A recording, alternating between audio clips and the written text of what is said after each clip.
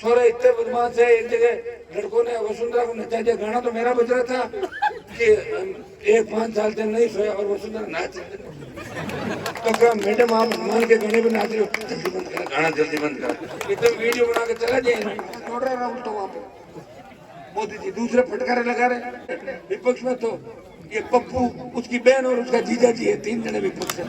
ये राहुल गांधी जितना घूमेगा उतना ही कांग्रेस का नुकसान करेगा। कौन सी भारत जोड़ेगा? मैंने तो कहा था 55 साल का होगा, इसकी शादी कराओ, क्यों डोला रहे उसको। गहलोत को कहूंगा, गहलोत जी आप कह रहे हो मैंने गोदी में खिलाया था राहुल प्रियंका को, उनकी शादी की जिम्मेदारी अब राजीव गांधी तो रहे नहीं, शादी की जिम्मेदारी आपकी है। आप जाओ उसकी शादी कराओ, क्या पता उसका दिमाग ठीक हो। उनके कान में कोई आके कह दे कि नेताजी आपकी ये आदत ठीक नहीं, क्या मैंने ज्ञान देवे कि तुम 10 साल राजनीति क्या करते हो राजनीति। और जो साइकिल के ट्यूब में दारू बेचते थे वो कहते हैं हमने समाज का ठेका ले लिया। तुम्हें कहाँ समाज, तुम्हारा साढ़े परिवार से 5-5 जने तो चले गए दूसरे समाजों में शादियां करने के लिए। शर्म आती नहीं तुम लोगों को? 80-85 साल के हो गए, तुम्हारा परिवार भी क्यों नहीं भर्ती कर रहा था पागल खाने के अंदर? ऐसे लोगों को ले जाके घूमते रहते, गंदगी फैलाते हैं। तो राजस्थान में गंद फैला रही, इनको तुरंत सारों को एक साथ लाके और एक ही बैरक में डाल देंगे, ले जाके उनके गांव में घुमा दो, जहाँ से उठेगा उनके गांव में ले जाके कि ये है, ये थे पहले यहाँ पे क्या किया था कबाड़ा इन्होंने। तो ये स्थिति में थोड़ा लेट आया। अगर 30-40 साल पहले मेरा जन्म हो जाता तो बहुत कुछ कर लेता। अरे देखो हनुमान वाला बीजेपी नहीं आ गया, अरे देखो हनुमान वाले तो नहीं आ गया, आरपी वाले। मोदी साहब के बेटे ने मुझे फोन किया, तो चिंता ना करो, बाबा को तो एक ही वोट है, मम्मी और 4 वोटे में घेर दूंगा। अरे वोट देने जाने कौन ना बाबा जी। कल कोई सवाल करके कह रहे कि हनुमान जी चूरू में आ गए। अरे हनुमान जी तो चूरू में नहीं, हनुमान जी महाराज तो सालासर में चूरू जिले के अंदर ही आते हैं। आते नहीं क्या सालासर, नागौर में भी होते, नारे लगते थे ये तो आंधी है, उसका गांधी है। कहाँ चले गए आंधी गांधी, वो घर पड़े कौन हो गया। एक तरह मुझे फोन करके अभी सुबह ही पूछ रहा था कि मैं आपसे जानना चाहता हूँ, मेरे का रिकॉर्डिंग कर रहे हो ना? बोला रिकॉर्डिंग भी चालू है मेरी। हाँ तो बताओ क्या जानना चाहते हो? कि साहब चुनाव तो आपको जिता देंगे, लेकिन यार राजगढ़ जैसा तो नहीं होगा। मैंने कहा राजगढ़ में क्या हो रहा है? बोले बदमाशी हो रही है। तो बदमाशी कौन लाया, राज किसका था? बोले कांग्रेस का, पहले बीजेपी का, उससे पहले कांग्रेस, उससे पहले बीजेपी। या कौन थे कि मंत्री जी थे, या कौन थे कि दूसरे साहब थे? तो हनुमान तो नहीं था ना? बोले नहीं था। बोले साहब आपके साथ गाड़ियां बहुत है, ये सब रखवाले हैं, ये अपराधियों के खिलाफ लड़ने वाली टीम है मेरे साथ, ये अपराध वाले नहीं। मैंने कहा आप चिंता मत करो, सरदार से जीता दो, राजगढ़ में भी बदमाशी कम करवा दूंगा, चाहे मुझे वहां जाके किसानों के पैर पकड़ने पड़े, माथा फोड़ी हाथा जोड़े करने पड़े कि अब हमें आपस में नहीं लड़ना। आज राजस्थान का 2-3 जातियां ऐसी है जो इतनी भोली है कि प्रतिस्पर्धा किसी युग के अंदर अगर आप किसी को गोली मार के और आप चौक में आगे बढ़ जाओ, कतई संभव नहीं है, काम करना पड़ेगा। आज भी हमारा जाट, गुजर, शेड्यूल कास्ट का व्यक्ति और मुस्लिम एक दूसरे को मारता है। ये मारना नहीं है, ये तो जियो और जीने दो, आगे कैसे बढ़ना है इस बात का ध्यान देना। और ये बातें मैं इसलिए कह रहा हूँ कि मैं भुगत भोगी हूँ, किस तरह मेरे पूरे परिवार को कांग्रेस पार्टी ने 302 के झूठे मुकदमे में 20 साल पहले फंसा दिया था। आपकी कृपा थी, भगवान की कृपा थी कि परिवार में बड़ा नुकसान होने के बाद भी हनुमान बेरीवाल इस समाज की सेवा कर रहा है, किसान की सेवा कर रहा है। मैं चाहता तो मैं भी मंत्री जी हो जाता। आप कहते मंत्री जी घूम रहे, मंत्री जी आगा, मंत्री जी आगा, मंत्री जी आगा। ये तो मैं 2003 में मर जाता, 3, 8, 13, 18 दिल्ली में मंत्री जी बन जाता। लेकिन मुझे मंत्री नहीं बनना था। मोदी की सत्ता को अगर ठोकर मारी, जब देश का किसान तकलीफ में था, मेरे भाइयों को तकलीफ में मेरे से देखा नहीं गया। एक तरफ मंत्री पद था, एक तरफ वो ठंड में ठिठुरता सादत देता किसान था। हनुमान बेनीवाल ने किसानों के सम्मान में मोदी की सत्ता को ठोकर मार के देश के किसानों का साथ दिया, वो सत्ता ठुकराई। एमपी तो आपका भी किसान का बेटा है, एमपी तो आपका भी किसान का बेटा है, बाबा जी भी किसान के बेटे हैं, पड़ोस झुंझुनू वाले भी किसान के बेटे हैं। सर्टिफिकेट कौन देगा? असली किसान का बेटा सर्टिफिकेट तो आप दोगे। जब हमें जरूरत पड़े तब तो स्विच बंद और कह देंगे कि मोदी जी जो कानून लाए बहुत अच्छे हैं। और जैसे हमारे जैसे लोग बाहर आकर कानून वापिस हो, कह रहे मैं भी थारा ही आदमी है। कल मैं किसी का बयान पढ़ रहा था कि नागौर से जो अनुमान आया है वो जातिवाद फैला रहा है। नागौर से मैं तो कभी गया आगे, आज क्या है, कितने वर्षों से लगा हुआ कि चूरू जिले के अंदर जब किसान के बेटों के सीने पे गोलियां बरसाई जा रही थी तब मर गए थे कि तुम लोग कहाँ गए थे? नहीं था न्याय दिलाने के लिए। और मेरे जीवन की जो लड़ाई है ना भारतीय जनता पार्टी के अंदर, उसकी शुरुआत चूरू जिले से ही है। मैं देख नहीं पाया मेरे भाइयों की तकलीफ, इसलिए कूद पड़ा मैदान के अंदर। आपके में दम नहीं है, मेरे में दम है, कूद गया। जनता ने स्वीकार किया, कोई सा भी चिन्ह लेके गया, जिता के भेज दिया। हनुमान जी आप तो जाओ इस राजस्थान के लिए लड़ो। मैं मेरे चुनाव में भी गांव-गांव नहीं घूमा था, लेकिन लालचंद जी के लिए गांव-गांव अपील इसलिए कर रहा हूँ कि सरदार शहर से राजस्थान जाग उठेगा। सरदार शहर से कांग्रेस और भारतीय जनता पार्टी का सुपड़ा साफ करना है। मैं 3-3 बजे जाता हूँ। अभी आपने सोचा होगा लेट कैसे हो गए? 3-4 बजे आदमी जाके पड़ेगा तो 5-7 नींद लेगा कि नहीं लेगा? 5-7 घंटे नींद नहीं लेगा, ब्रेन एमरेज हो जाएगा, हार्ट अटैक हो जाएगा, होगा कि नहीं? कोरोना के बाद वैसे बीमार हो गए थे। सुबह उठूं 500-700 चारों तरफ से घेर लेते हैं, क्योंकि अब हर आदमी यही चाहता है कि हनुमान जी से मिलूं, उनके साथ फोटो खींचाऊं और सीधे उनसे बात करूं। ये है बच्चों के अंदर। तो मैं अकेला हूँ, मुझे तो कम से कम 100 साल और मिले ना एक्स्ट्रा, तब राजस्थान के हर गांव ढाणी मोहल्ले के अंदर जा सकते। कैसे जा पाऊंगा? अब कोई राहुल गांधी और मोदी तो आएंगे नहीं, करने सिर में आएंगे क्या वोट मांगना? और तो भारत जोड़ रहा राहुल, तो वहां पे मोदी जी दूसरे फटकारे लगा रहे। मार दिया, सेना को ठेके पे दे दिया, जवान कहाँ जाएगा? 4 साल के लिए कौन सा अग्निवीर बनेगा? जब सेना को ठेके पे दिया, देश का कोई सांसद नहीं बोला। नागौर के सांसद ने लोकसभा में अग्निपथ का विरोध किया और जोधपुर में 2 लाख जवानों की रैली करके प्रधानमंत्री को चेताया, प्रधानमंत्री जी हम उस किसान कौम से आते हैं जिस कौम ने सत्ता को ठोकर मारी, दिल्ली को बार बार दिल्ली पर चढ़ाई करके दिल्ली पे राज अगर किसी ने किया, दिल्ली में लोहा लिया, उस जाति से हम लोग आते हैं। थकने वाले नहीं है, आपको फिर झुकाएंगे, हम आ रहे हैं दिल्ली की ओर। लोकसभा आ रही है, आगे चुनाव से फ्री होती चला जाऊंगा लोकसभा के अंदर, फिर आपके मुद्दे उठाऊंगा। विशेष राज्य का दर्जा, सिंचाई की हमारी अधूरी परियोजनाएं पूरी कैसे हो, लंपी कोरोना के अंदर किस तरह गौ माता चली गई, लोग हमारे बीच से चले गए, 50 लाख मौतें हुई देश के अंदर। ये तो विपक्ष नहीं है भाइयों।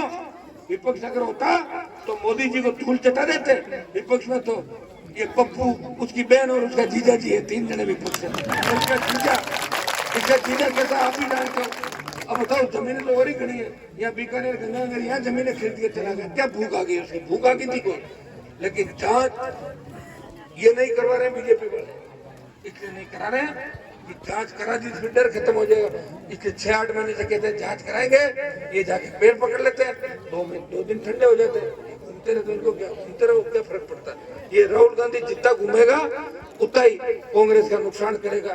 कौन सी भारत जोड़ेगा? मैंने तो कहा था 55 साल का होगा, इसकी शादी कराओ, क्यों डोला रहे उसको? कई लोग मुझे कहते हम ऐसे कैसे कहते हैं, क्या गलत कह दिया? मेरी भी शादी 35 साल 34 साल की हुई। लोग मुझे कहते थे पहले चुनाव में कि भाई साहब आप शादी कराना, इस बार जीता तो हम देंगे।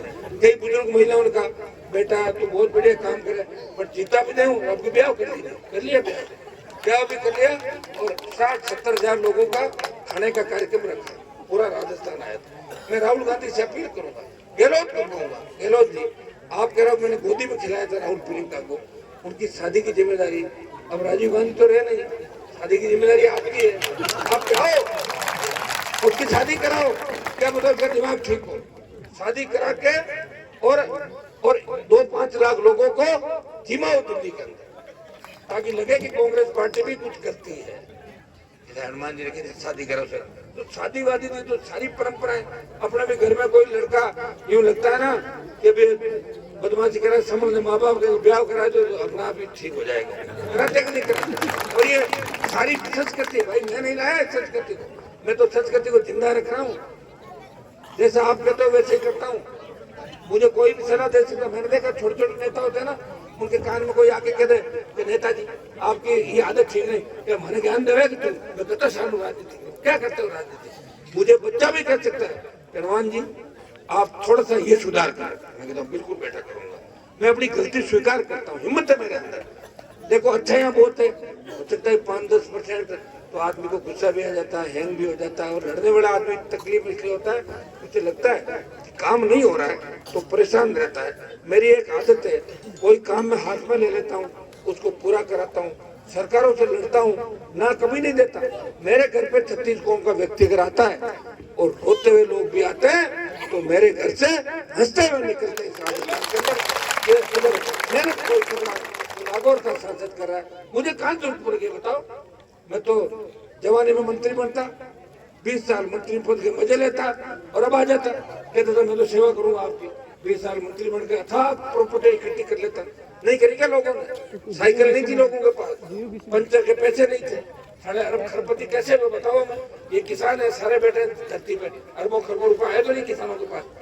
1 नंबर से पैसे वाले नहीं बने लोग, ज्यादातर 2 नंबर का उल्टा सुल्टा धंधा करके पैसे वाले बन के, पुराना इतिहास भूल के, और जो साइकिल के ट्यूब में दारू बेचते थे वो कहते हैं हमने समाज का ठेका ले लिया। तुम्हें कहाँ समाज, तुम्हारा साढ़े परिवार से 5-5 जने तो चले गए दूसरे समाजों में शादियां करने के लिए, शर्म आती नहीं तुम लोगों को?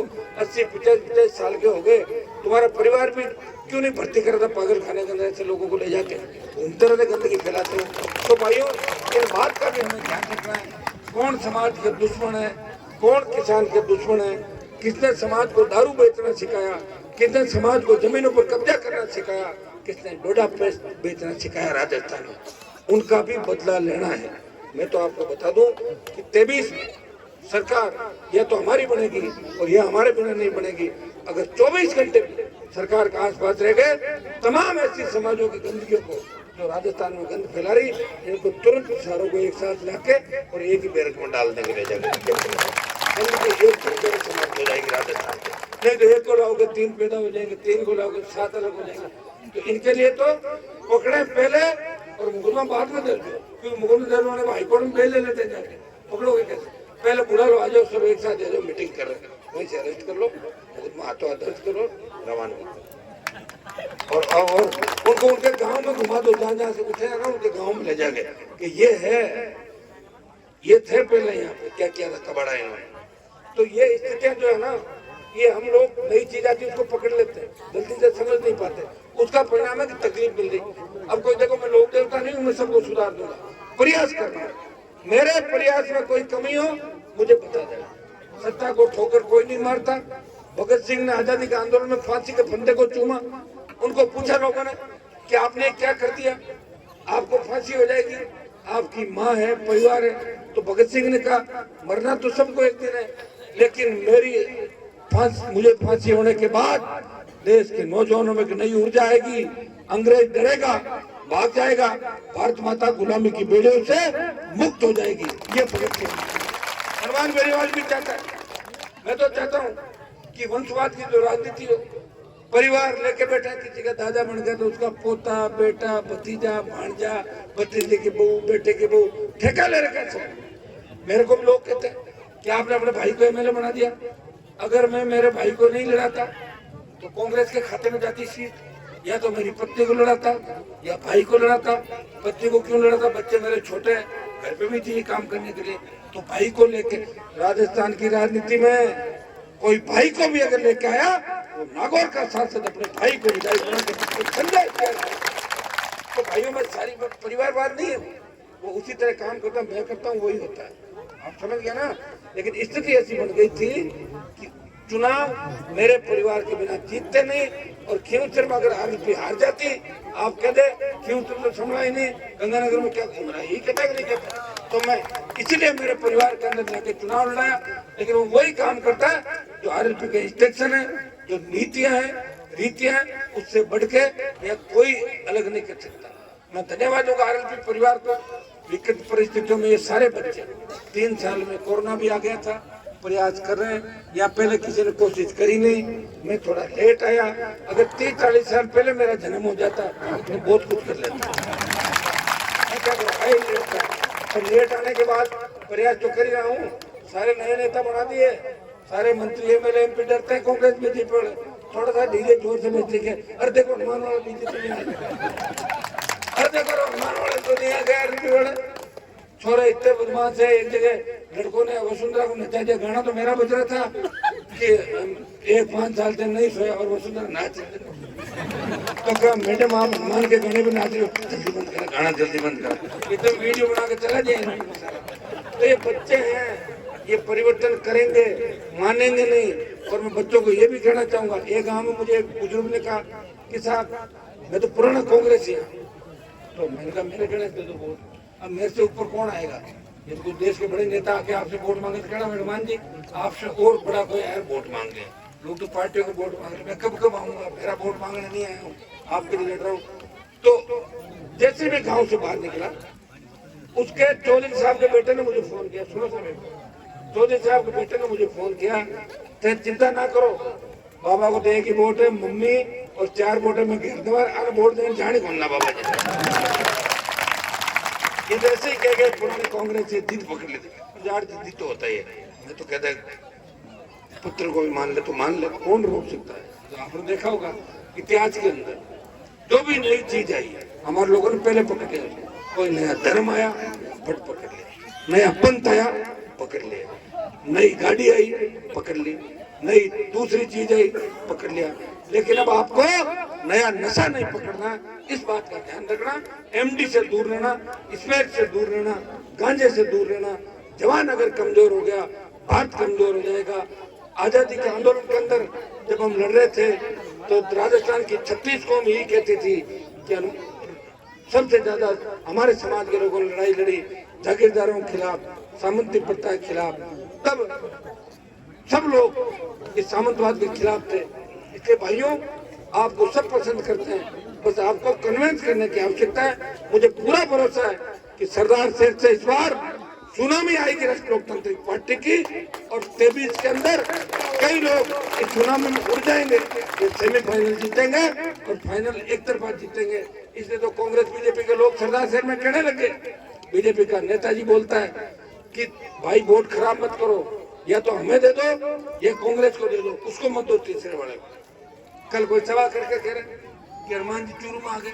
अरे हनुमान जी तो चूरू में नहीं, हनुमान जी महाराज तो सालासर में चूरू जिले के अंदर ही आते हैं कि नहीं, क्या सालासर लाखों लोग आते हैं। भाइयों हनुमान किसी एक जिले का नहीं है, वो देश के किसान और जवान की तकलीफ सुनने वाला, किसानों का आशीर्वाद से। मेरे से पहले 60 साल पहले घने बड़े नेता थे, बड़े बड़े नाम लिख के चले, मार नागौर में भी होते नारे लगते थे, ये तो आंधी है उसका गांधी है। कहाँ चले गए आंधी गांधी, वो घर पड़े कोनों के अंदर जाके। काम नहीं करने वालों को कोई लंबा नहीं पूछता।